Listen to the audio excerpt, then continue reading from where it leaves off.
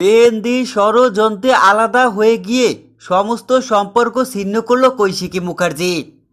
ছিন্ন করে দিল সমরেশ চট্টোপাধ্যায়ের সাথে সমস্ত সম্পর্ক। বিস্তারিত সম্পূর্ণ জানতে হলে ভিডিওটি না টেনে দেখতে থাকুন শেষ পর্যন্ত। কৈশিনী মুখার্জির চেয়ারটা দখল করার জন্য যে কিভাবে উঠে পড়ে লেগেছে মেহেন্দি, সেটা তো সবাই আমরা ভালো করেই জানি। কৈশিনী মুখার্জির চেয়ার দখল করার জন্য এমন কোনো কাজ নেই যেটা করতে পারে না মেহেন্দি। এর জন্যই তো মেহেন্দি নিজের বোনকেই সরিয়ে দেয়, এমনকি স্বয়ম্ভুকেও শেষ করে দিতে যায় মেহেন্দি। কিন্তু তাদের সেই প্ল্যান বানচাল করে দিয়ে জগদ্ধাত্রী জ্যাস সান্নারূপে হাজির হয়ে স্বয়ম্ভুকে বাঁচিয়ে নেয়।